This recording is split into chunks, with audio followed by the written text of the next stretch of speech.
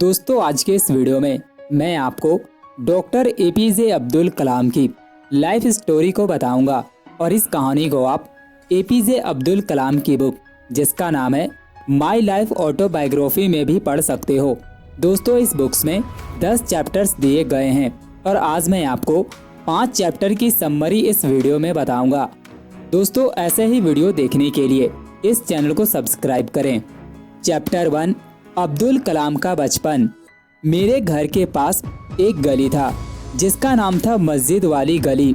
इसी गली के एक घर में मेरा जन्म 15 अक्टूबर 1931 को हुआ था। मैं अपने सभी भाई बहनों में सबसे छोटा था। हमारा परिवार बहुत ही साधारण परिवार था।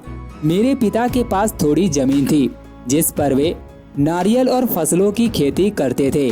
मैं बचपन में अपने पिता के साथ नाव पर बैठकर तीर्थ यात्रियों के साथ नाव पर घूमने निकल जाता था और मुझे नाव पर घूमना बहुत अच्छा लगता था। मेरे पिता अक्सर नारियल के बगीचे में जाते थे और मैं भी कभी कभी अपने पिता के साथ नारियल के बगीचे में जाता था। मैं अपने पिता को हमेशा नारियल के पेड़ पर चढ़कर नारियल तोड़ते हुए देखता था। यह देखकर मेरे मन में हमेशा कई प्रश्न उठते थे, जैसे ऐसा क्यों है कि एक पक्षी उड़ सकती है और हम नहीं? कैसे एक पक्षी अपने पंखों को फड़फड़ाने से आकाश में उड़ती है? क्या हम इंसान पक्षी की तरह नहीं उड़ सकते? जब मैं इन सवालों का जवाब अपने घर के बड़ों से पूछता था तो मुझे इसका जवाब नहीं मिलता था और मैं निराश हो जाता था। मैं अपने जीवन में किताबों से ज्यादा जीवन की परिस्थितियों से बहुत कुछ सीखा। कहानी उस रात की है जब मैं किताबों से अधिक उस दिन जीवन से सीखा था। मैं अपने जीवन में पहली बार किसी तूफान को आते हुए और महसूस करते हुए देखा था। तूफान इतनी तेज थी कि हवा बहने की आवाज साफ साफ सुनाई दे रही थी। घर के अंदर से समुद्र की लहरें और बारिश की बूंदें बहुत आसानी से सुन पा रहे थे। मुझे आज भी याद है, उस रात हमारे घरों में पानी अंदर तक आ चुका था। हमारी माँ घरों के जरूरत के सामान चारपाई के ऊपर रखना शुरू कर दी। वह रात मेरे जीवन की सबसे कठिन रात में एक थी। तूफान थमने के बाद हमारे घर के आसपास पूरी तरह से बदल चुका था। लोगों के घर टूट चुके थे। इस तूफान से नुकसान हमें भी बहुत हुआ था। मेरे पिता बहुत परेशान थे क्योंकि उनका इकलौता नाव इस तूफान में बह चुका था और हमारे पास तीर्थ यात्रियों को लाने और ले जाने के लिए नाव नहीं बची थी। नाव खोने के बाद मेरे पिता एक नए हौसले के साथ फिर एक नाव बनाने की तैयारी में जुट गए और बहुत जल्द एक नया नाव बनकर तैयार हुआ, जिस नाव पर सवारी हमने वर्षों तक की। इस तरह से मेरे बचपन की शुरुआती दिन गुजरे जब मैं अलग अलग परेशानियां और मुश्किलों के साथ बड़ा हुआ। अपने जीवन की सबसे बड़ी सीख मुझे जीवन के अलग अलग परिस्थितियां और चुनौतियों ने सिखाया। चैप्टर 2, जीवन में महान लक्ष्य का मिलना। जब मैं 4वीं कक्षा में पढ़ रहा था तब एक दिन मेरे मैथ्स के टीचर मेरे घर पर आए। अपने घर पर मैथ्स के टीचर को आते हुए जब मैंने देखा तो मुझे इस बात का अंदाजा नहीं था कि आज हमारे घर गणित के शिक्षक क्यों आए हैं। उन्होंने पिता से कहा, अब्दुल कहाँ है, उसे बुला लीजिए। पिता की आवाज सुनकर जब मैं दौड़ते हुए आंगन पर पहुंचा तब शिक्षक ने कहा, अब्दुल मैथ, साइंस, इंग्लिश और तमिल चारों विषय में बहुत ही अच्छा अंक लाया है। इस खबर को सुनने के बाद मेरे घर वाले बहुत खुश हुए और मेरी माँ उस शाम को मेरा सबसे पसंदीदा पकवान पोली बनाई और हम सबने खूब खाया। हमारे स्कूल का नाम रामेश्वरम एलिमेंट्री स्कूल था, जो शहर का इकलौता स्कूल था। स्कूल में मेरा एक सबसे अच्छा दोस्त था जिसका नाम रामानंद शास्त्री था। हम तब से एक दूसरे को जानते थे जब हम पहली बार स्कूल में गए थे। उस दिन की घटना मुझे याद है जब मेरी कक्षा में नए अध्यापक पढ़ाने के लिए आए थे।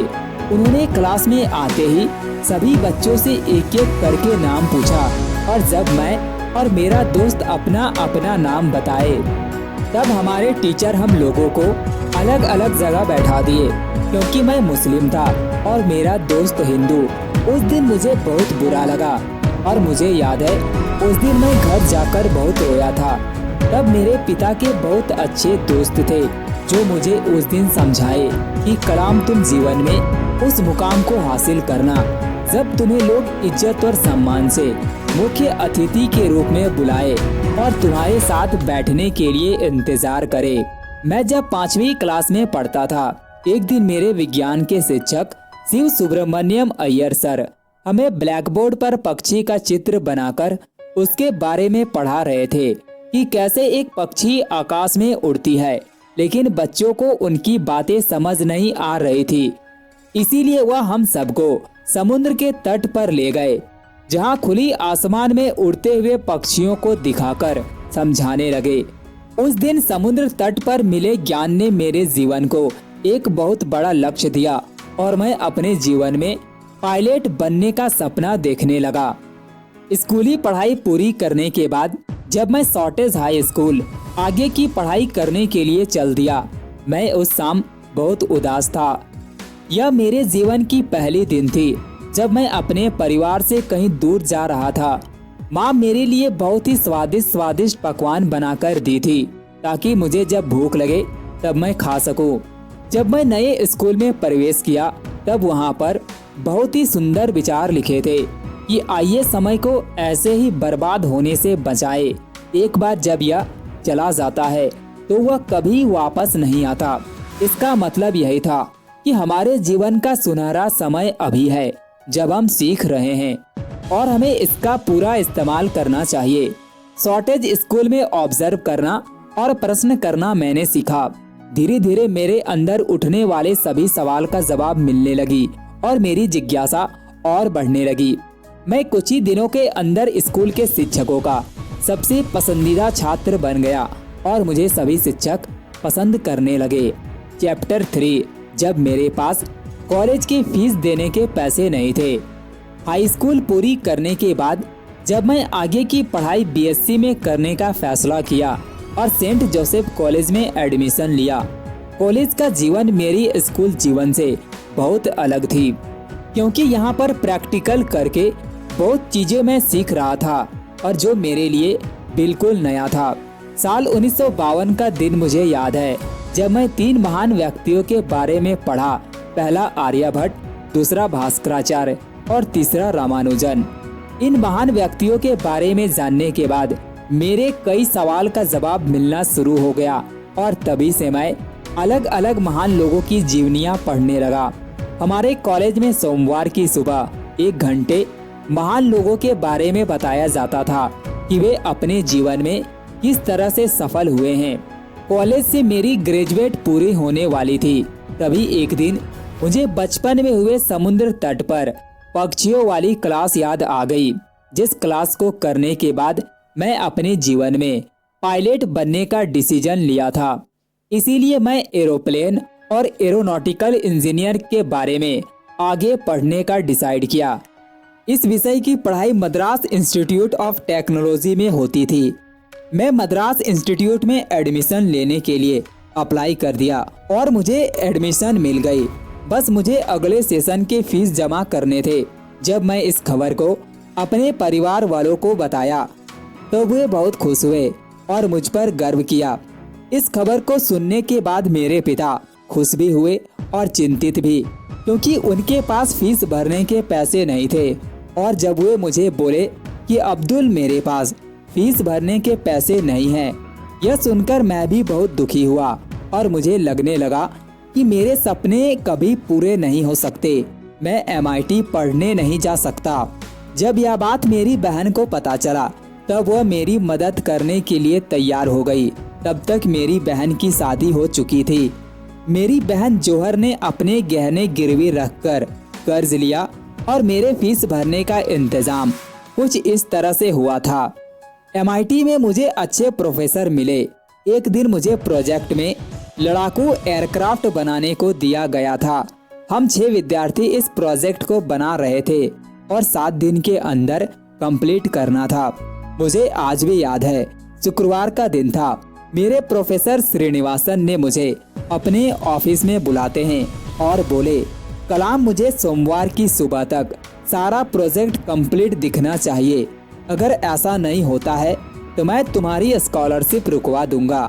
प्रोफेसर श्रीनिवासन की बात सुनकर मैं पूरी तरह से परेशान हो गया, क्योंकि अगर मेरी स्कॉलरशिप रुक जाती तो मुझे अपनी पढ़ाई छोड़कर घर लौट जाना पड़ता।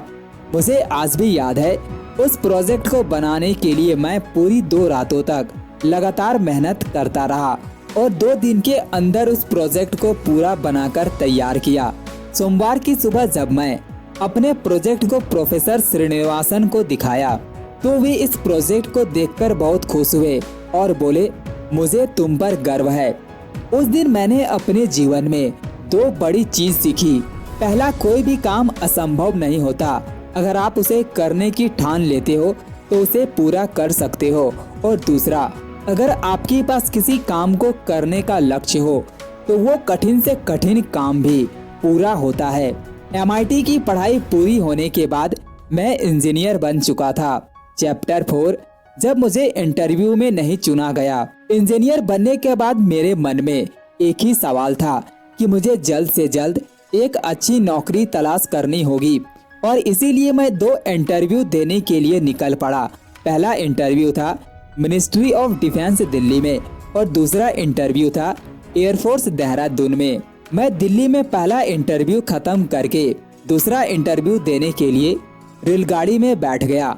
सच कहूँ तो मैं देहरादून में होने वाला इंटरव्यू के लिए बहुत उत्साहित था और मुझे वहाँ नौकरी पाना सबसे बड़ा सपना था, क्योंकि मुझे एयरफोर्स ज्वाइन करके बचपन के पायलट बनने के सपने को पूरा करना था। देहरादून में इंटरव्यू देने के बाद कई घंटे बैठकर वहां रिजल्ट का इंतजार किया। जब इंटरव्यू का रिजल्ट आया तब मेरे सारे सपने 1 मिनट में टूट गए, क्योंकि मुझे इस इंटरव्यू में नहीं चुना गया था। मुझे पता चला कि इस इंटरव्यू में 8 लोगों को चुना गया है और मेरा नंबर 9वें नंबर पर था। इसके बाद मैं देहरादून में कई दिनों तक इधर उधर घूमता रहा। फिर मैं स्वामी शिवानंद जी का दर्शन करने का फैसला किया। जब मैं स्वामी जी से मिला तो उनके विचार ने मेरे व्यवहार को पूरी तरह से बदल दिया और मेरे अंदर नई विश्वास लौट आई। स्वामी जी ने कहा, हमारे जीवन में जो कुछ भी होता है उसमें बहुत से चीज पहले से निर्धारित होती है और आगे बढ़ने का केवल यही मार्ग है कि हमारे जीवन में जो कुछ भी हो उसे स्वीकार करके आगे बढ़ना चाहिए। स्वामी जी की सलाह के बाद जब मैं दिल्ली वापस लौटा तो मुझे पता चला कि मिनिस्ट्री ऑफ डिफेंस में मेरा सिलेक्शन हो गया और वहां मुझे सीनियर साइंटिफिक असिस्टेंट के पोस्ट पर चुना गया। कुछ सालों तक मैं वहीं काम किया और फिर बेंगलुरु में नया एरोस्पेस डेवलपमेंट सेंटर खोला जा रहा था।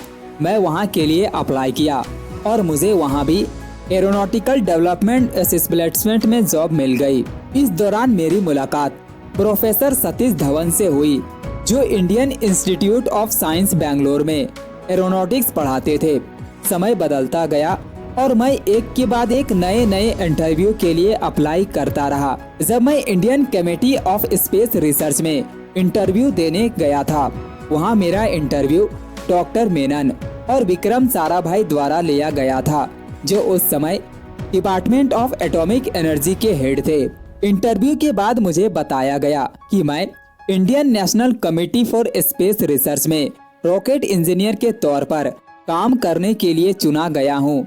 रामेश्वरम से एक साधारण सा लड़का जो कभी आकाश में तारे को देखता था, अब उसे आकाश की ऊंचाइयों को पार करने के लिए रॉकेट बनाने की जिम्मेदारी मिली। यह मेरे लिए बहुत गर्व का बात था और मैं इसके लिए बहुत खुशनसीब खुद को समझता था, क्योंकि मैं अब उस काम को करने जा रहा था जो भारत और भारत के लोगों के लिए एक अलग ही पहचान दिलाती। चैप्टर 5, विक्रम साराभाई जब हमारे बीच नहीं रहे। मेरे जीवन के सबसे यादगार पलों में एक दिन वो था जब मैं पथरीली जमीन पर अपने साइकिल में एक रॉकेट का भाग पीछे रखकर बहुत ही संभल कर आगे बढ़ रहा था। मेरी नज़र भले ही उस पथरीली जमीन पर थी, लेकिन मेरे सपने आकाश की ऊंचाइयों पर था। मेरा दोस्त मेरे साइकिल के पीछे साथ साथ चल रहा था वह रॉकेट को पकड़े हुए था। आज हमारा इंडियन स्पेस रिसर्च ऑर्गेनाइजेशन कई रॉकेट्स को चांद और मंगल तक भेज चुका है, लेकिन इसकी शुरुआत छोटे स्तर और संसाधन के अभाव में हुआ था। मुझे आज भी याद है कि लोग कहते थे कि जिस रिसर्च सेंटर का अपना ऑफिस नहीं है वह सपने देख रहा है एक रॉकेट लॉन्च करने की। इस कहानी की शुरुआत 1962 में हुई थी, जब डॉक्टर हेमी जहांगीर भाभा, जो भारत के परमाणु इंचार्ज थे, और doctor Vikram Sarabhai rocket assembly और लॉन्चिंग के डायरेक्टर थे। मुझे आज भी याद है जब भारत के अंतरिक्ष कार्यक्रम का सपना एक चर्च के भवन से शुरू हुआ था। कई लोग साथ मिलकर इस प्रोजेक्ट को पूरा करने में लगे थे और हम पूरे सप्ताह तक बिना ब्रेक लिए काम करते थे। हम जिस होटल में ठहरे थे वहाँ पर समय पर हमें खाना नहीं मिलता था। हमें खाना खाने के लिए रेलवे स्टेशन के कैफेटेरिया में जाना पड़ता था और वहीं से हम सब अपने लिए सुबह का नाश्ता और दोपहर का खाना पैक करके रख लेते थे। 1963 तक थूम्बा एक बहुत ही अच्छा रिसर्च सेंटर में बदल गया था और हमें पहला प्रोजेक्ट साउंडिंग रॉकेट लॉन्च करने को मिली थी, जिसकी ऊंचाई 48 किलोमीटर से लेकर 1287 किलोमीटर तक रहती है।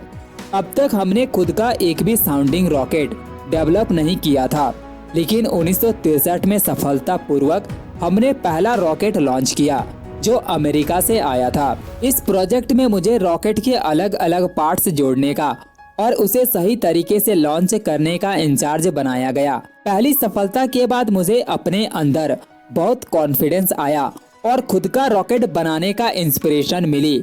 हम अपनी टीम के साथ मिलकर पहले रॉकेट बनाने के प्रोजेक्ट पर काम करना शुरू किया, जिसका नाम रोहिणी था। डॉक्टर साराभाई के सामने 4 मॉडल रखी गई और वे तीसरे मॉडल को चुने, इसीलिए इसका नाम SLV-3 रखा गया, जो एक सैटेलाइट था। मेरा ज्यादा से ज्यादा समय प्रोजेक्ट लैब में गुजरने लगा। मुझे आज भी याद है जब मैं कॉलेज में एक प्रोजेक्ट को पूरा करने के लिए 2-3 दिन तक लगातार मेहनत किया था, लेकिन इस बार मेरी मेहनत 2 दिनों के लिए नहीं बल्कि कई महीनों के लिए होने वाली थी। इस दौरान मुझे मौका मिल गया विक्रम साराभाई को करीब से जानने का। 30 नवंबर 1970 का दिन था जब मुझे अचानक पता चला कि डॉक्टर विक्रम साराभाई हमारे बीच नहीं रहे। इस खबर ने मेरे मनोबल को पूरी तरह से तोड़ दिया, क्योंकि मैं उनको अपना इंस्पिरेशन मानता था और मैं उनसे बहुत कुछ सीखा था। हमारा SLV-3 प्रोजेक्ट का काम अभी भी अधूरा था। डॉक्टर विक्रम साराभाई के गुजरने के बाद हम सब ने प्रोजेक्ट को पूरा करने का एक मिशन बना लिया। विक्रम साराभाई हमारे इतने करीब थे कि हम सब ने थूम्बा स्थित फैसिलिटी का नाम बदलकर विक्रम साराभाई स्पेस सेंटर कर दिया और 1972 में इसका नया अध्यक्ष मिला, जो सतीश धवन थे। सतीश धवन से मैं पहली बार बेंगलुरु में नंदी हवा क्राफ्ट को बनाते हुए मिले थे। अब समय आ गया था जब मैं अपने सारे अनुशासन और ऊर्जा SLV-3 प्रोजेक्ट को बनाने में लगा दूं, ताकि मेरे गुरुजी यानी डॉक्टर विक्रम साराभाई के सपने पूरे हो सके। तो दोस्तों, ये थे पहले 5 चैप्टर की समरी। अगले 5 चैप्टर की समरी आपको इसी चैनल पर मिलेगी, इसीलिए दोस्तों इस चैनल को सब्सक्राइब करें।